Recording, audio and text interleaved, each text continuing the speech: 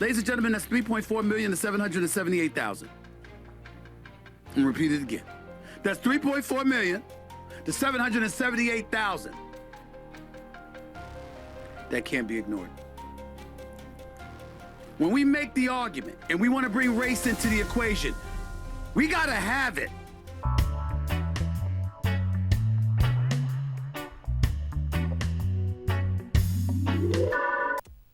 I think I owe some of you an apology. My last video about Joy Reid, it was alerted to me that I may be confused. I might not know what I'm talking about.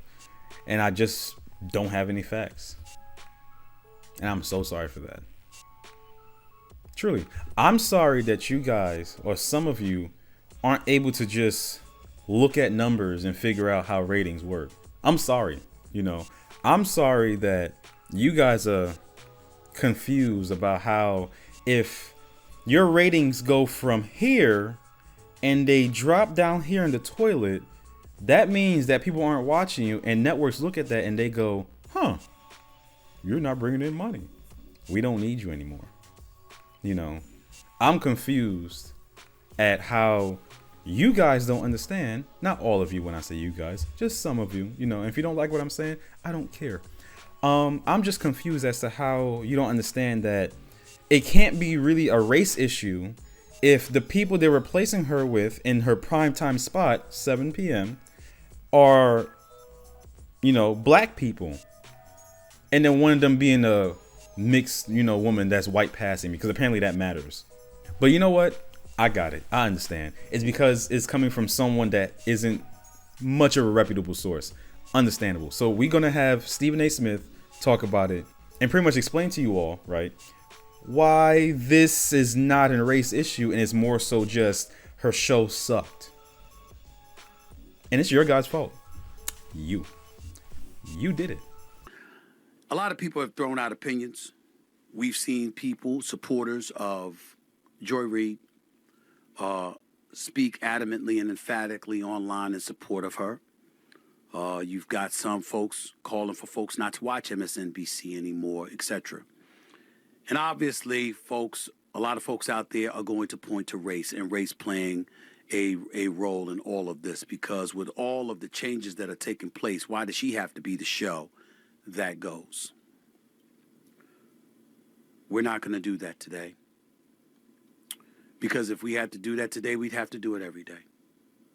Ladies and gentlemen, we're going to have a real frank discussion right now about what transpires when it comes to us as black folks. We come out of the womb knowing we've got to be twice as good to get half as much. This is not new. And as a result of that, one would argue we're at a decisive disadvantage at times. Okay, fine. There's racism, there's prejudice out there. Yes, that's true. Not in every case, not in all cases, but in some cases, fine. We just have to be careful when we make that argument. I've invited Joy Reid on this show, and I'm looking forward to her accepting my invitation so we can talk. Let me tell you how I feel about Joy Reid first. I respect the hell out of this woman. She is highly intelligent, very, very knowledgeable, very passionate. She has a lot to say. She is more than a conscientious observer, and she is fearless in calling out what she believes to be inequities, unfairness, and the like anywhere, but especially as it pertains to the black community, and obviously as it pertains to leftists, to folks on the left. She is a Democrat. I'm not saying whether she's a Democrat officially or not. I'm just saying she leans left. Obviously, if you're on MSNBC, that is the belief. But we can't stop there, y'all. I saw what Megyn Kelly said about her and how Megyn Kelly basically, to some degree, took joy in her being axed. I take no joy in seeing Joy Reid axed from that time slot. As the reports go, she was making about an annual salary in the range of about $3 million a year. I don't want any money taken out of her pocket. But when we want to bring up race as the cause for her being gone, I don't think we're serving ourselves well. Michael Steele is going to be there as well as a replacement, along with Alicia. And you got to remember Menendez is right there as well.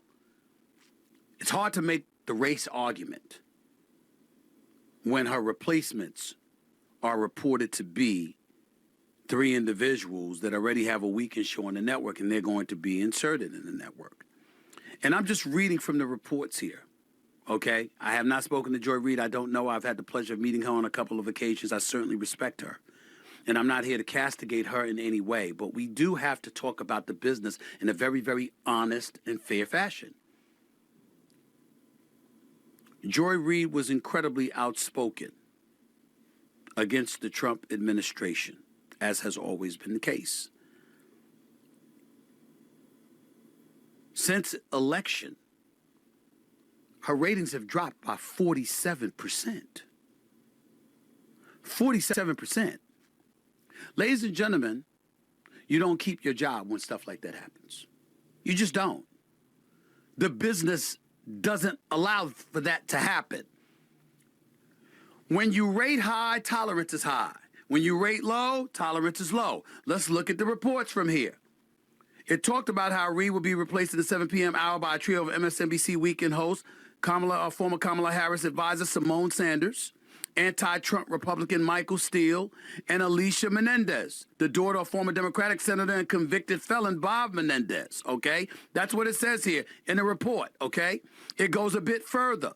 The REID'S suffered a major slump. This is according to Newsweek. The REID'S suffered a major slump in ratings since the 2024 election. Nielsen Media Research revealed that REID'S show averaged around 759,000 viewers in early December, a 47% decline from the 1.4 million average it achieved in 2024 leading up to the election day. I wonder where did we see that? We saw that somewhere. I know I seen that somewhere. You guys, you seen the video, right? You see my last one? So you had to have seen that. But that's not factual. Nah, I'm confused. Ratings basically were damn near cut in half. On February 20th, Reid's show was reported to have around 778,000 viewers, while Fox News' Laura Ingraham attracted an estimated 3.4 million in the same slot. Ladies and gentlemen, that's 3.4 million to 778,000. I'm gonna repeat it again. That's 3.4 million to 778,000. That can't be ignored. When we make the argument and we want to bring race into the equation, we got to have it. We got to have the evidence. It can't be subliminal. It can't be something that's assumed. It can't be something that can that is rife with plausible deniability. We got to know it. Now, if you, in other words, don't cry wolf, especially if you don't know what you're talking about. But it's okay that you have feelings. I have feelings too. I have a lot of feelings. But I just don't have dumbass feelings. I want to sit up there and say Trump had something to do with it, that's fine, because he's coming after them. He's coming after G. He's coming after Mr. Brian Robbins for Comcast and their left-leaning, a news outlet. He's definitely, or a channel rather. He's definitely doing that. We already seen him sue ABC and George Stephanopoulos. We already see him going after MSNBC. Donald Trump had an instant comment on Joy Reid on his Truth Social platform in the immediate aftermath of her being let go, dissing her and enjoying her departure. He's coming after folks. So now what it does is it provokes a bigger conversation about the networks themselves. And what are they going to stand up for? Or are they going to be strictly about their bottom line and kowtow to the President of the United States? Because he's coming for folks that he deems enemies. He's made no apologies nor any secret about it. That's what he's doing. And if you're going to support Joy Reid, the best way for you to do it was to make sure she didn't suffer a 47% drop in the ratings. See, we don't do that enough. And I'm speaking from personal experience, so I'm qualified to talk about this subject. Ladies and gentlemen, I will remind you that I had a show named Quite Frankly on ESPN2 from 2005 to 2007. I will remind you that it got canceled in 2007 after I did about 381 shows and I had about 785 guests. We didn't have enough viewers.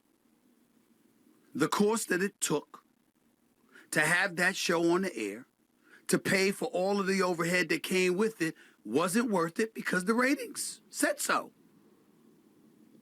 And one of the things that I remember most is folks coming up to me. Oh, man, I love your show. Man, I watch it every day. You the man, Stephen A. The show had been canceled 6 months earlier. How the hell you watching me every day? It had been canceled 6 months earlier. See, we talk. But if you really, really want to be helpful in knowing this business, if you really, really want it to be helpful to Joy Reid, the time to support her wouldn't be now over digital airwaves and everywhere else while everybody's speaking and up in arms that her show got canceled. The time would have been to make sure that even in the aftermath of that election, that 1.4 million audience that she was drawing in prior to the election is the same audience that would have been there after the election. That's how you keep folks on the air. You didn't do that. Certainly, there are other people who could have been let go. So that's really it, I just want to get Stephen A's perspective on it because, like he said, he's qualified because he's lived that life. So maybe he knows what he's talking about. I'm just a regular dude that just looks at numbers and pays attention to how they add up. So it's quite possible I just don't know what I'm talking about. Math can be hard. But you want to know what's fantastic though? I remember saying in my last video that I really wish we can see like the statistics on her last show, the readout, the last episode, and we have those. So let's just see. People Don Lemon had a watch party. People were like, "Oh, we got support Joy Reid. We got support her." Let's see how much all that support, all that love and care, how much that really, really helped her. Because apparently you guys are going to boycott MSNBC because it's such an injustice. Millions of people watch Joy Reid every single time she's on the air. So let's look at the numbers real quick. Her last episode was on the 24th, right? The 24th of February. All right, let's take a look. Oh. That's interesting. Those numbers that cannot be. Are you telling me that on her last episode she barely even hit 2 million? No, it can't be. But so many people were rooting for her. She's the whole reason a lot of people watch MSNBC. Without her, no one watches. Let's go back a year. Whoa, 3 million. So interesting. Wow. Huh. And look at the ratings. I mean, nowhere near a 1. I mean, halfway there, but you guys were supporting her. What Stephen A said is exactly correct. People always have a lot of mouth after the fact, and not saying that these people don't matter, like the 1,690,000 and the 230. That's not what I'm saying. What I am saying is that for the outcry, for all these people talking about, oh my God, we're going to boycott because what they're doing is wrong. It's not presented here. It's not really showing that. And like I've said many times, I have no beef against her. I don't care. I want her to get the money. You know what I'm saying? She's getting paid $3 million. That is a blessed position. And it's sad that she's no longer getting that. But the responsibility of all you now is to put your money where your mouth is. You said that you were going to go wherever she goes, that you're going to support Joy and everything like that. So do that. Do it. all her social media, her TikTok, her Instagram, her Facebook. I don't know if it was Facebook. TikTok, Instagram. You know, I'm guessing she's gonna start a YouTube. She better be blowing numbers like this out the water. All these numbers right here should be a pittance compared to what she should be doing when she strikes on her own. We're really gonna see if whether or not she actually has what it takes, or she was being held up by the or she was being held up by MSNBC. So I'm not changing my take. I'm not confused. The numbers are all there. Someone that knows more about, you know, that organization, that life, just spoke on it. Said almost the exact same things I said.